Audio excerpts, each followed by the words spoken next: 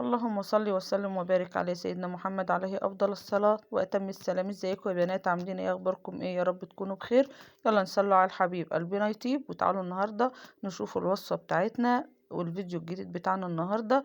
طريقه عمل الكباب يا جماعه، كباب الرز باسهل الطرق وبسيطه جدا وحاجه نظيفه وانت ضامنه نظافتها في قلب بيتك. والفيديو بتاعنا النهارده مفيد جدا لاي ست بيت تعمل حاجتها في قلب بيتها. الحاجة يا جماعة دلوقتي ما عادتش بتتعمل بالسهل او ما عادتش بتتجاب بالسهل، فلازم أن تكوني ضامنة نظافة حاجتك وعارفة ان هي بتتعمل ازاي، وبرضه تعمليها في قلب بيتك، مش مكلفة خالص. يلا نصلوا على الحبيب قلبنا يطيب ونشوف الفيديو بقى النهاردة. تحفة يا جماعة. ديت كوبيبة الرز. الطبق ده انا عملته عشان اعمل بيه القلقاس يا جماعة. انا بعمل القلقاس بالكباب المدورة. وديت هنسلقوها ونحمروها برضو، هتتشال في الفريزر. وديت بتاعة القلقاس، بعمل بيها القلقاس بيبقى طعمها تحفة. وديت يا جماعة بحمرها برضو، بعملها في دمعة كده، بيبقى حاجة تحفة كده. يعني عملت منها 4 أكلات، وهقول لكم دلوقتي الكمية قد ايه وعملناها ازاي. وده طبق برضو عاملاه، ده 3 صفوف يا جماعة، ماشي. وديت عاملاها ايه، هتتسلق وتتحمر. يعني عملت منها 4 أكلات، وأكل يعني يعتبر 5 أكلات يا حبايب قلبي. تمام. بيتعملوا وبيتشروا زي ما انتوا شايفين كده في الاطباق ديت، وبيتشروا في الفريزر. منين ما تطلعي الاكله كده باكلتها. وصنفت ايه، اعمل بده ايه، الطبق ده ايه، والطبق ده والطبق ده ايه. شهر رمضان بقى جاي، كل سنه وانتوا طيبين. والحاجات دي كلها نحتاجها في شهر رمضان. وتطلعي الحاجه سهله وتعمليها على طول.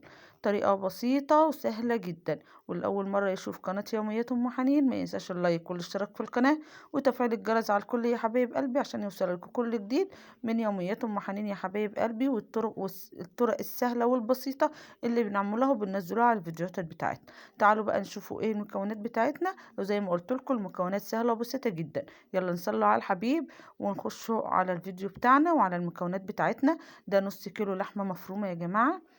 زي ما قلت لكم ده نص كيلو لحمة مفرومة، على كيلو وربع من الرز، على بصلتين كبار او 3 بصلات متوسطين، وقرن شطة وفلفلتين، وربطة ونص من الخضرة والشبت. تمام يا حبايبي. هنقول المقادير بتاعتنا تاني: كيلو وربع رز، نص كيلو لحمة مفرومة، فلفل وشطة، وبرده كام فص توم، وربطة ونص من الخضرة والشبت يا حبايبي. يعني ربطة ونص مخلطة من ده على ده. هنجيبوا بقى المفرومة بتاعتنا ديت وننزله بقى بالمكونات بتاعتنا كده، ونعملوها واحدة واحدة زي ما انتوا شايفين. اللحمة على الرز على الفلفل على البصل على الثوم، كله على بعضه هننزله بالمفرمة. ما عندكيش مفرمة الكبة بتاعتك يا حبيبتي، ما عندكيش مفرمة بالكهرباء، ما عندكيش كبة، هيبقى المفرمة اليدوية. هتعملي فيها الطريقة دي سهلة بقى. ولا هنطحنوا الرز ولا هنغسله ولا ننقعه. ايوه الرز انا غسلاه ونقعاه وبصفيه وبسيبه قيمة نص ساعة كده يتصفى بميته خالص، واروح منزلاها على ايه، على المكونات بتاعتنا. تمام. ده بيسهل معايا انه يتضرب في الايه، في المفرمه. ما عندكيش مفرمه، يعني في ناس كتير هيقولك ما عندناش مفرمه بالكهرباء.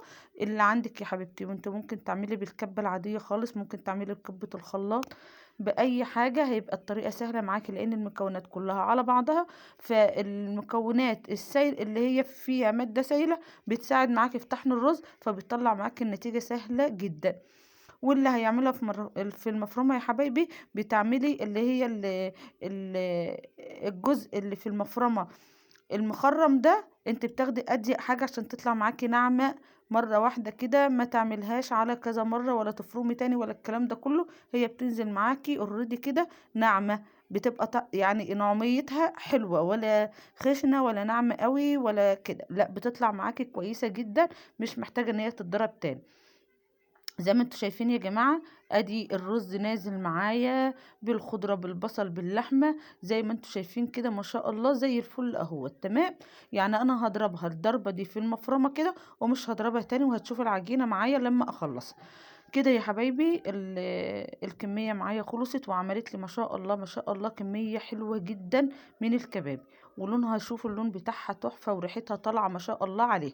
تمام، انا كده خلصت خلاص بقى. وكده بخلص اخر حتة في المفرمة اهي، بنزل الباقي اللي في المفرمة من جوه. وزي ما قلت لكم يا جماعه، عشان محدش يقول طب انت المفرمه لا، مش لازم المفرمه بالكهرب، الكبه كمان بتطلعها زي الفل يا جماعه. هتضربيها في الكبه زي ما قلت لكم كده، الكميه كل الخليط على بعضه تضربيها في الكبه، تطلع معاكي ناعمه وجميله جدا ومضروبه زي الفل كانها في المفرمه بالظبط، او المفرمه اليدويه او الكبه بتاعه الخلاط. ده كله يا جماعه بيتعمل فيها بتبقى زي الفل يا جماعه. وزي ما انتوا شايفين كده اللون الكبابي اللون بتاعها اخضر كده جميل، يعني المكونات مظبوطة 100%. اللي احسن من كده بقى، يعني بصوا هعملها مش هتلزق في ايديا ولا كأني بعمل كبابي خالص، لا بتلزق ولا بتعجن في الايد ولا تعوسي ايدك زيت ولا الكلام ده كله، زي الفل ما شاء الله عليها. وهيبقى باين قدامكم كمان اهوت، ايديا مش هتتعص اي حاجة بقى، ولا محتاجة ان انا احط زيت. وكمان يا جماعة انتوا ضامنين نظافة الكباب عندكم في قلب البيت. يلا نصلوا على النبي عليه افضل الصلاة والسلام. وتعالوا بقى نخشوا على البهارات بتاعتنا ونحط بهارات ايه. دي اول حاجة يا جماعة كده شوية نعناع ناشفين كده، بيخلي ريحة الكباب تحفة، بيخليها جميلة ما شاء الله عليها، بتخلي ريحتها جايبة لاخر الدنيا. تمام. ومعانا شوية كمون، ومعانا شوية كزبرة، ومعانا شوية ملح، وشوية توم باودر وبصل باودر. ماشي يا حبايب قلبي. ومعانا شوية بهارات اللي هي السبع بهارات. بصوا بقى ما اقولكمش على الريحة، بتخلي بقى البهارات اللي انا حطيتها دي بتخلي الكباب بتاعتنا في حتة تانية خالص يا جماعة.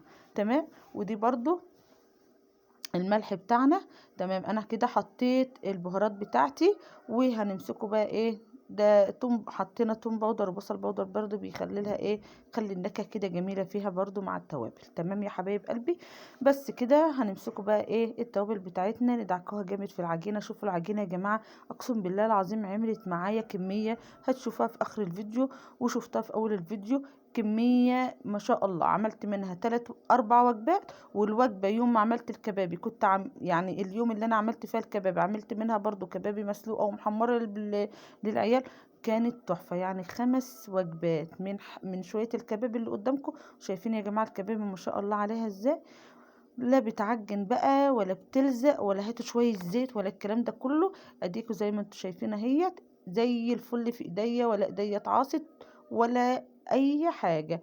ما شاء الله العجينة بتاعتها طالعة حلوة جدا مظبوطة جدا، ولا هي ناشفة ولا هي طرية. والمقادير زي ما قلت لكم، المقادير اللي انا عاملة بيها اعتمدوها يا جماعة، مقاديرها سهلة جدا، ولا تعمليها بره ولا قرف بقى. المكن بتاع الناس اللي بره دولت بيبقى حاجة قرف كده، محدش ضامن هي بيبقى فيها ايه ولا الكلام ده كله. ما شاء الله يا جماعة شايفين. بصوا ايديا زي ما قلت لكم، ولا بتلزق ولا معجنه ولا محتاجه زيت ان انا احط زيت في ايدي ولا الكلام ده كله يا جماعه. ما شاء الله العجينه بتاعتنا كانت سهله وبسيطه جدا وحلوه جدا. ما شاء الله عليه. اللي اول مره بقى يا جماعه يشوفني زي ما قلت لكم، ما تنسوش بقى تشتركوا في القناه وتفعيل الجرس على الكل عشان يوصل لكم كل جديد. ويا رب يكون الفيديوهات بتستفادوا منها، وتشجيع حلوة منكم كده بقى يا حبايبي للقناة، عشان القناة تكبر بيكم يا حبايب قلبي، وكلنا نستفادوا وانتوا تستفادوا بأي معلومة احنا بنقولوها، واحنا نستفادوا بقى يا حبايبي برضو من تعبنا وشقنا على القناة. فربنا ييسر الأمور لينا جميعا. وده بقى يا جماعة كيس كده ايه من بتاع التلاجة، قطعته 4 ارباع وبحطه كده على الكباب بتاعنا، وبعمل فوق ايه يعني بحط رقة فوق رقة.